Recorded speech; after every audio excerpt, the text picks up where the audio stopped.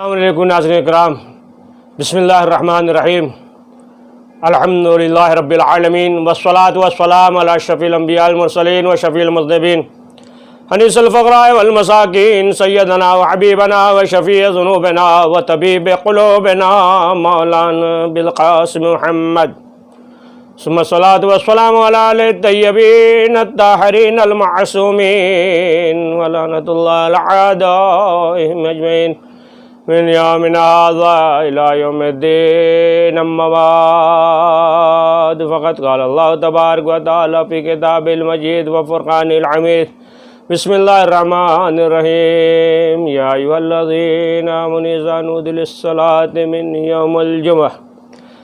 ناظرین اکرام، آج شب جمعہ، تو آج جو گفتگو کرنی ہے شب جمعہ اور روز جمعہ کی اہمیت اور عظمت کی، جیسا کہ سورہ جمعہ میں بھی ذکر ہے کہ جب نماز کے لیے آواز دی جائے، ندا دی جائے تو پھر دوڑو۔ اسی طریقے سے ہر نماز کے لیے ہے۔ تو ناظرین اکرام، شب جمعہ یا روز جمعہ اگر انسان کوئی عمل انجام دیتا ہے، معصومین علیہ السلام نے فرمایا کہ اگر نیکی کرتا ہے تو پروردگار اس میں بھی اضافہ کر دیتا ہے، دگنا کر دیتا ہے، اضافہ کر دیتا ہے، 70 گنا 100 گنا اضافہ کر دیتا ہے جو بھی نیکی انجام دے۔ اسی طریقے سے اگر برائی کر رہا ہے تو اس میں بھی یعنی ثواب میں اضافہ ہو جاتا ہے، اچھا کرتا ہے کوئی کام، نیکی کرتا ہے، برائی کرتا ہے تو پھر عذاب میں اضافہ ہو جاتا ہے۔ تو شب جمعہ، روز جمعہ اگر انسان کوئی نیک عمل انجام دے رہا ہے تو پروردگار جو ہے بڑھا دیتا ہے، اضافہ کر دیتا ہے، اس کی نیکی میں دگنا جو ہے ثواب ملتا ہے، 70 گنا 100 گنا۔ اور روایت میں یہ ہے کہ اگر انسان شب جمعہ، روز جمعہ صدقہ دے، یہاں تک کہ اگر جو ہے ارادہ رکھتا ہے کہ جمعرات کے دن صدقہ دینے کا، تو پھر اسے چاہیے کہ وہ رک جائے کہ شب جمعہ یا روز جمعہ وہ صدقہ دے، کئی گنا جو ہے اضافہ ہو جاتا ہے اس کے ثواب میں، نیکیوں میں۔ یہاں تک کہ اگر جو ہے روزہ رکھتا ہے جمعرات یا روز جمعہ، جیسا کہ روایت میں یہ ہے کہ رسول اکرم جو ہے روزہ رکھتے تھے، دیگر ایام تمام ایام میں روزہ رکھتے تھے، اور پھر جو ہے اس کے بعد مثلا جمعرات اور جمعہ اور یکشنبہ اتوار کے روز اور چہارشنبہ، جمعرات کے روزے میں عربہ یعنی بدھ کے روز، چہارشنبہ بدھ کے روز، اور جو ہے پنجشنبہ جمعہ، یہ سب جو ہے روزہ سلسلہ وار رکھتے تھے۔ اور روایت میں یہ ہے کہ اگر کوئی شخص روز جمعرات روزہ رکھے اور ہر مہینے کے درمیان میں یعنی بدھ کو روزہ رکھے اور جمعہ کو روزہ رکھے، تو پروردگار جو ہے اس کے گناہوں کو معاف کر دیتا ہے اور نیکیوں میں اضافہ ہوتا ہے۔ بدھ کے روز کسی ماہ میں بھی درمیانی بدھ کو اگر روزہ رکھ رہا ہے، تو جیسا کہ لوگوں نے جب سوال کیا چھٹے امام سے، 5ویں امام سے بھی روایت ہے کہ بدھ کے دن کیوں روزہ رکھنے کا اتنا ثواب ہے، تو معصومین علیہ السلام نے فرمایا کہ پروردگار نے بدھ کے دن جہنم کو خلق کیا ہے، بدھ کے دن، لہٰذا بدھ کے دن اگر روزہ رکھتا ہے تو یہی روزہ جو ہے سپر بن جاتا ہے، یعنی جہنم کے لیے ڈھال بن جاتا ہے۔ تو بدھ کے دن روزہ رکھنے کا تو بہت زیادہ ثواب ہے کہ انسان جو ہے اگر احترام کر رہا ہے روز جمعہ کا، مثلا جو ہے ناخن تراش رہا ہے، اہتمام کر رہا ہے، خوشبو لگا رہا ہے، غسل کر رہا ہے، نماز کی طرف جو ہے سبقت کر رہا ہے، تو پروردگار اس کے گناہوں کو معاف کر دیتا ہے اور نیکیوں میں زیادہ اضافہ ہو جاتا ہے۔ تو روز جمعہ کے سلسلے سے یہ روایت میں یہ ہے کہ اگر کوئی انسان جمعرات کے روز زوال کے وقت سے لے کر جمعہ کے زوال تک اگر کسی کا انتقال ہو جائے تو پھر وہ فشار قبر سے محفوظ رہے گا۔ چھٹے امام نے روایت کی ہے رسول اکرم سے کہ پھر وہ فشار قبر سے محفوظ رہے گا۔ اور اگر جو ہے روز جمعہ صلوات پڑھ رہا ہے، مثلا جو ہے 100 مرتبہ اگر صلوات پڑھ دے نماز عصر کے بعد، تو پروردگار جو ہے اس کے گناہوں کو معاف کر دے گا، اور روز قیامت اس کا اعمال یعنی جو وزن کیا جائے گا تو پھر وہ جو ہے وزنی ہو جائے گا، صلوات کی وجہ سے اس کا اعمال وزنی ہو جائے گا۔ یعنی روز جمعہ انسان جو ہے کثرت کے ساتھ محمد اور آل محمد پہ صلوات پڑھے تو پروردگار گناہوں کو معاف کر دیتا ہے۔ اور یہ دن جو ہے سید الایام ہے، رسول اکرم نے فرمایا کہ یہ تمام دنوں کا سردار ہے، روز جمعہ تمام دنوں کا سردار ہے۔ اور جمعی کے دن جناب آدم پیدا ہوئے، پھر جو ہے وہ فوت کر گئے، روز جمعہ تھا، اور روز جمعہ کے دن جو ہے نا ایسا سورج چمکا کبھی نہیں چمکا، اور امام وقت سے یہ دن معین ہے، اور جب امام وقت کا ظہور ہوگا تو روز جمعہ ہوگا۔ تو روایت میں یہ ہے کہ قیامت کے دن جب تمام ایام حاضر ہوں گے، معاشر میں تمام ایام ہوں گے، تو روز جمعہ یہ سب سے آگے ہوگا، اور اس طریقے سے یہ سجا ہوا ہوگا۔ روایت میں ہے رسول اکرم فرماتے ہیں کہ جس طریقے سے دلہن سجی ہوئی ہوتی ہے اور اپنے شوہر کے گھر جاتی ہے سجی ہوئی، اس طریقے سے روز قیامت حاضر ہوگی۔ تو تمام افراد وہ کہ جو روز جمعہ کو اہمیت دیتے تھے وہ جو ہے ارد گرد ہوں گے، یعنی روز جمعہ سبقت کرتے تھے، یہاں مثلا جو ہے مسجد میں پہلے آتے تھے اور آخر میں جاتے تھے، روز جمعہ کا احترام کرتے تھے۔ تو اب آپ دیکھیں کہ روز جمعہ کے سلسلے میں بے شمار جو ہے احادیث اور روایت ہے۔ خود رسول اکرم حضرت محمد مصطفیٰ صلی اللہ علیہ وآلہ وسلم فرماتے ہیں کہ روز جمعہ ایک وقت، ایک لمحہ ایسا آتا ہے، لمحے میں، سیکنڈ میں، چند لمحے آتا ہے اور گزر جاتا ہے، اور اس لمحے میں 6000 عورتیں ایسی ہوتی ہیں کہ جو اولاد شکم میں آتا ہے، وجود میں آتا ہے 6 لاکھ، اور وہ لمحہ یعنی روز جمعہ زوال کے وقت کے قریب ایک لمحہ آتا ہے، گزر جاتا ہے، ایک گھڑی آتی ہے فوراً جو گزر جاتی ہے، تو اس لمحے میں 6 لاکھ اس دنیا میں یعنی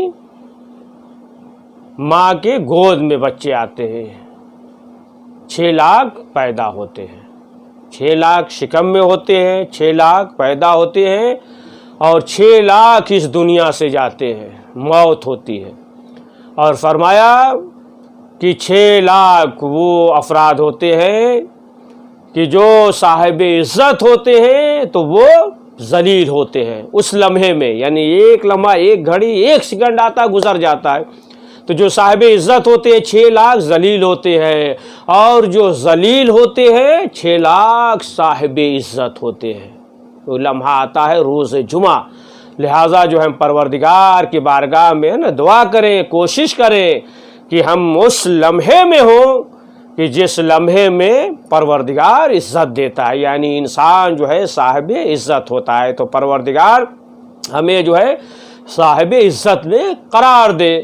تو روز جمعہ دعا فوراً قبول ہو جاتی ہے۔ ہو سکتا ہے کہ پروردگار بدھ کے دن دعا نہ قبول کرے، جمعرات کے دن نہ کرے، لیکن شب جمعہ اور روز جمعہ دعا فوراً قبول ہو جاتی ہے۔ خود 5ویں امام محمد باقر علیہ السلام نے فرمایا کہ زوال کے وقت 1 گھنٹے تک وقت کو ضائع نہ ہونے دو، اس لیے کہ اس وقت جو بھی پروردگار کی بارگاہ میں سوال کرتا ہے تو پھر وہ رد نہیں ہوتا، سوال کرتا ہے تو پروردگار فوراً اسے ادا کرتا ہے۔ روز جمعہ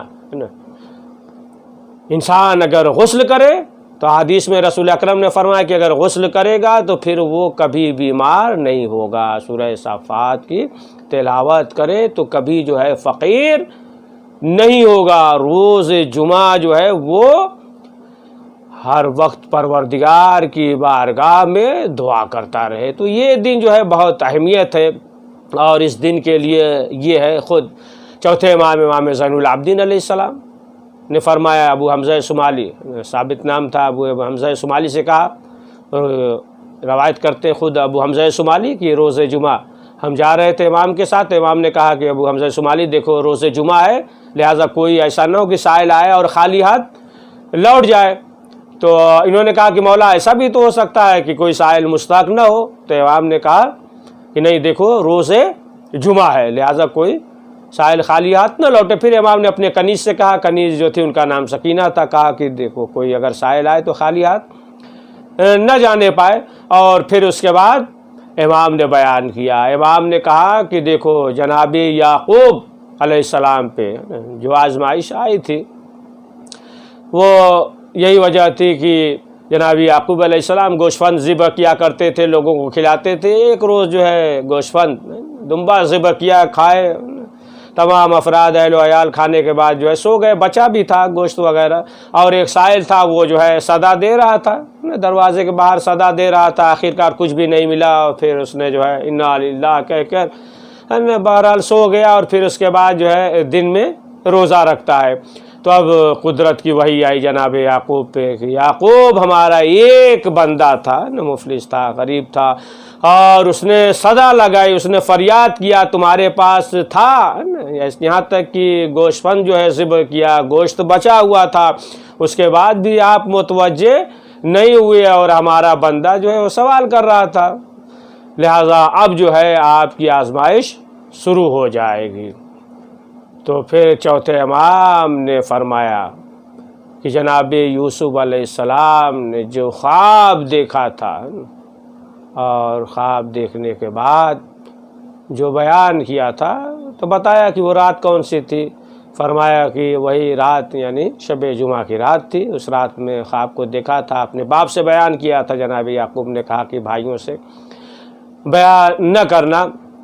تو ظاہر سی بات ہے کہ اب آپ دیکھیں کہ اس سے اندازہ لگائیں. ایک پہلو تو یہ بھی ہے کہ یعنی انسان جو ہے کوئی ایسا کام کرنا چاہے تو اسے چاہیے کہ ہر ایک سے بیان نہ کرے. خاص لوگ جو ہیں، افراد ہیں، بھائی ہیں، بہن ہیں، والدین ہیں جو خاص ہیں، مثلا چچا ماموں، تو بیان کرے، ہر ایک سے نہ بیان کرے. جناب یعقوب نے کہا کہ ہر ایک سے بیان نہ کرنا، بہرحال بھائیوں سے بیان نہ کرنا. تو معلوم یہ ہوا کہ وہ جو ہے وقت کون سا تھا؟ شب جمعہ. تو شب جمعہ، روز جمعہ، یہ سید الایام ہے، تمام دنوں کا سردار ہے، اور اس شب دعا قبول ہوتی ہے پروردگار کی بارگاہ میں. اس شب میں زیادہ سے زیادہ نیک عمل انجام دے، کچھ نہیں تو تسبیح استغفار کی پڑھے، صلوات پڑھے، اور دیگر تمام جو ہے دعائیں ہیں مخصوص ہے خود شب جمعہ کی دعائیں جو مفاتیح الجنان میں موجود ہے. تو ان دعاؤں کی تلاوت کرے اور پروردگار کی بارگاہ میں توبہ اور استغفار کرے. تو ناظرین اکرام، اب آپ دیکھیں کہ یہ جو ایام ہے کہ پروردگار دعاؤں کو قبول کرتا ہے اور بہت اہمیت ہے. لہٰذا چلتے چلتے آخر میں ذکر کر دیں کہ جب لٹا ہوا قافلہ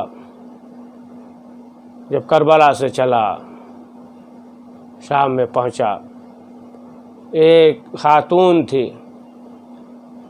اور وہ ایک ظرف میں سینی میں کھانا لے کر حاضر ہوئی شہزادی زینب کی خدمت میں، اور کہا کہ شہزادی یہ آپ بھی کھائیے، بچوں کو کھلائیے. شہزادی نے سوال کیا یہ کھانا کیسا ہے؟ کنیز نے کہا یہ کوئی صدقہ نہیں ہے، یہ حسین کی سلامتی کا کھانا ہے، آپ کھا لیجئے اور دعا کریے کہ پروردگار میرے حسین کو قیامت تک زندہ رکھے، سلامت رکھے. پھر اس کے بعد اس خاتون نے اپنا واقعہ بیان کیا کہ ہم مدینے میں تھے، بہت بیمار تھے، بچنے کی کوئی امید نہیں تھی. میرے باپ والدین رسول اسلام کی خدمت میں حاضر ہوئے اور کہا کہ اس بچی کے لیے دعا کر دیجئے. تو رسول اسلام کے زانو پہ رسول اسلام کا چھوٹا نواسا امام حسین موجود تھے۔ رسول اکرم نے امام حسین سے کہا میرے لال اس کے لیے دعا کر دو۔ امام حسین نے اپنے ہاتھوں کو بلند کیا، دعا کی، اس کے بعد ہم صحت یاب ہو گئے۔ جب تک مدینے میں تھے میری ماں نذر کیا کرتی تھی، اور نذر کرنے کے بعد حسین کی سلامتی کی نذر کرتی تھی، اور مدینے میں دیکھتی تھی جو سب سے زیادہ غریب ہو یا اسیر ہو اسے دیتی تھی، اور کہتی تھی کہ میرے حسین کے لیے دعا کرو کہ میرا حسین قیامت تک زندہ رہے، سلامت رہے۔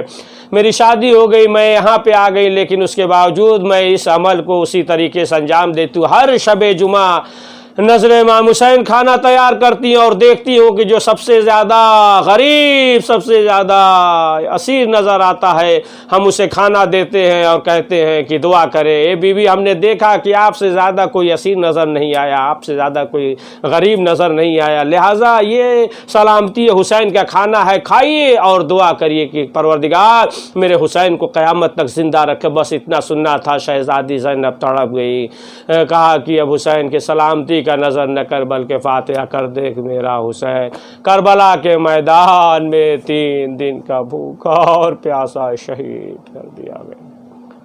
وَسَيَعْلَمُ الَّذِينَ ظَلَمُوا يَنقَلِبُونَ۔ پروردگار اس مختصر سے اعمال کو قبول فرما، کریم تمام آفات و بلیات و پریشانیوں کو دور فرما، اس مرض و وبا سے ہم سب کو محفوظ فرما، کریم حضرت کے ظہور میں تعجیل فرما، ہمیں ان کے اعوان و انصار میں شمار فرما۔ سلمکم اللہ، اللہ حفظک انشاءاللہ۔